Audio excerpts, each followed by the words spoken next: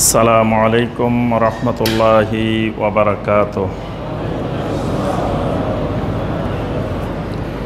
এক নম্বর জুলুম হলো গাসাবুল আরদ। এই জমিনের মালিক হলো আল্লাহ রাব্বুল আলামিন।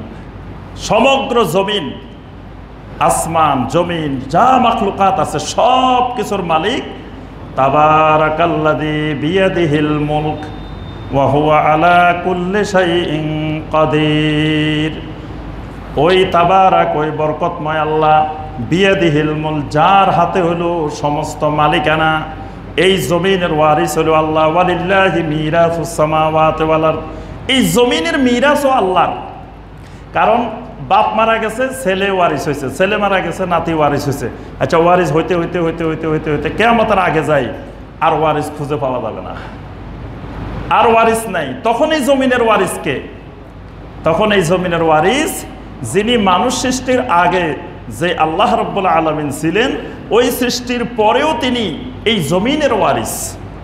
তিনি হুয়াল আউয়ালু ওয়াল আখিরু। সেই আল্লাহ রাব্বুল আলামিন জমিনের মালিক।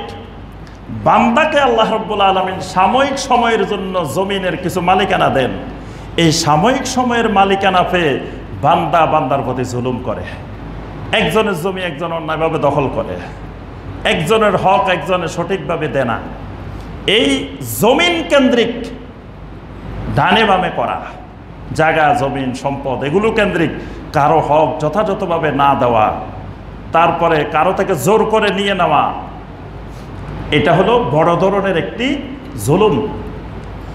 আল্লাহ রাসূল সাল্লাল্লাহু আলাইহি ওয়াসাল্লাম বলেন, মান যালামা কাইদা শিবরিন মিনাল আরদে তুবকাহু মিন সাব'i আরদিন।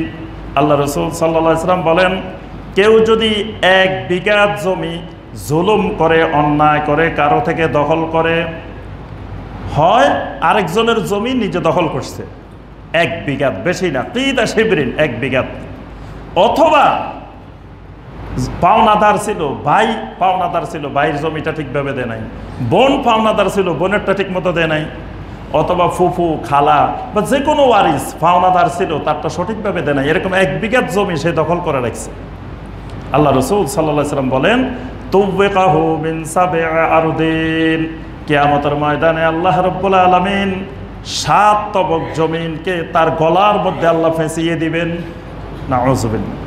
কারণ জমি 1 বিঘা, কিন্তু এই 1 বিঘা তো নিচের দিকে কত লক্ষ ফুট, উপরে না আমি দেখতেছি 1 বিঘা জমি, 1 হাত জমি, কিন্তু এটা যদি পুরাটা দেখি আমি নিচের দিকে, তাহলে কত গভীর পর্যন্ত জমিন আছে।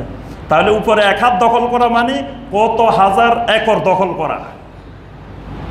আল্লাহ পাক কিয়ামতের ময়দানে তার গলার মধ্যে এই জমিনকে ফেঁসিয়ে দিবেন। এই জমিন গলা ফেঁসিয়ে থাকা, এটাও একটা আযাব।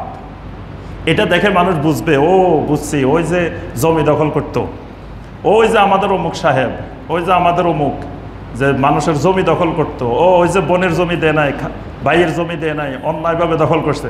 এদেরকে গলায় জমি ফেঁসানো দেখে কি আমাদের ময়দানে ছিনা যাবে যে এরা মানুষের সম্পদের প্রতি জমিন কেন্দ্রিক জুলুম করেছিল। এজন্য আল্লাহ পাক কোরআনে কারিমে 3টা গুনার ব্যাপারে সরাসরি স্থায়ী জাহান্নামের কথা বলছেন। মুমিনের কোনো গুনার ব্যাপারে আল্লাহ স্থায়ী জাহান্নামের কথা বলেন নাই, কিন্তু 3টা গুনাহ আছে, যে 3টা গুনার ব্যাপারে আল্লাহ পাক স্থায়ী শব্দটা ব্যবহার করছেন অধিক মাত্রা অপরাধ বোঝানোর জন্য। একটা হলো অন্যায়ভাবে একজন মুসলিম আরেকজন মুসলিমকে হত্যা করলে, এই ব্যাপারে আল্লাহ পাক স্থায়ী জাহান্নামের কথা বলছেন। আরেকটা হলো সুদের ব্যাপারে স্থায়ী জাহান্নামের কথা বলছেন। আরেকটা হলো এই জায়গা জমি বন্টনের ব্যাপারে ডানে বামে কম বেশি করলে। সূরা নিসার 11 এবং 12 নম্বর আয়াতে আল্লাহ পাক জমির বন্টন করে দিয়েছেন। শরীয়তের অন্যান্য হুকুম হাকাম নবী সাল্লাল্লাহু আলাইহি ওয়াসাল্লাম মানুষকে দেখাই দিয়েছেন। আল্লাহ পাক সংক্ষেপে বলছেন, আকিমুস সালাত, সালাত কায়েম করো। সালাত কেমনে কায়েম করবে এটা শিখাইছেন আল্লাহ রাসূল সাল্লাল্লাহু আলাইহি ওয়াসাল্লাম। কিন্তু জায়গা জমির বন্টনটা আল্লাহ রাব্বুল আলামিন নবী সাল্লাল্লাহু আলাইহি ওয়াসাল্লামের হাতে দেন নাই, স্বয়ং আল্লাহ নিজে বন্টন করছেন। সুবহানাল্লাহ। এজন্য এটাকে ফারায়েজ বলা হয়, মানে এটার মধ্যে কোনো নফল সুন্নত ওয়াজিব নাই, সব ফরজ। এজন্য এটার নামে ফারায়েজ। এটা আল্লাহ রাব্বুল আলামিন সরাসরি নিজে বন্টন করে দিয়েছেন, কারণ এই জমিনের মালিক আল্লাহ। এজন্য আল্লাহর জমিন আল্লাহ নিজেই বন্টন করছেন। বন্টন করার পরে 13 নম্বর আয়াতে আল্লাহ পাক বলছেন যারা আল্লাহর এই বিধান মেনে চলবে তাদের পুরস্কার কি, আর যারা মানবে না তাদের ব্যাপারে 14 নম্বর আয়াতে সূরা আন-নাসার 14 নম্বর আয়াতে আল্লাহ পাক বলছেন ওয়ামাই ইয়াসিল্লাহা ওয়া রাসূলাহু ওয়া ইয়াতাআদ্দা হুদুদাহু ইউদখিলহু নারান খালিদান ফিহা।